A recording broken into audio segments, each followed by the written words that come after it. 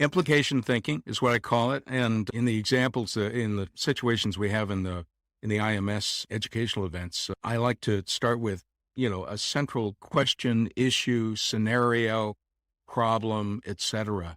So why don't we pick the issue of American birth rates that fell for the sixth consecutive year in 2020 to their lowest number since 1979. Yeah. And this is not just a US picture, but this is really a global picture because the national picture mirrors the decline in births that have been seen worldwide. And some trend experts say that it's been accelerated by the coronavirus pandemic. Yep. Now, the majority of articles, what they try to identify is reasons behind, not implications because of it. And some of the reasons behind the drop that I've seen and I've kind of jotted down are it's closely related to that women are becoming a larger factor in the labor market, right? They're having their families starting later in life, delaying marriage, delaying having babies, which, from the first birth is 27 is the average right now. Back in 2010, the average age of their first child was 23. So this changing picture of motherhood has driven part of it. Also, birth rates for teenagers have drastically declined, which is, in probably most cases, seen as a positive.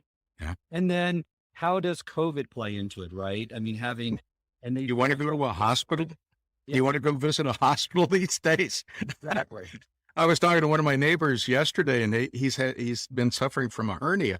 And he said, I need to have it repaired, cleared to have it repaired, but I can't get in for maybe another 2 years because of the backlog of cases. So there you go. The canceling of elective surgeries is one implication of COVID, right? I mean, it's hitting the healthcare system, but let's focus on this declining in births. What are the kind of the implications that result from this fact, which we've seen this pattern happen? I mean, one I would argue is retirement and Social Security benefits are going to be reduced, right? So the retirement's going to be hit in the U.S. Looking at the U.S. here, not necessarily looking at it from a global perspective. What are your thoughts on that?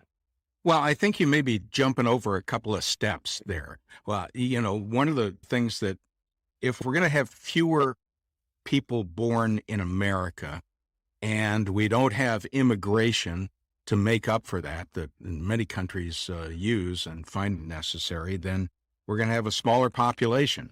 And with a smaller population, there's fewer people in the workforce. And with fewer people in the workforce, then they're not going to pay, as much in tax. So what you just mentioned was maybe even a third level.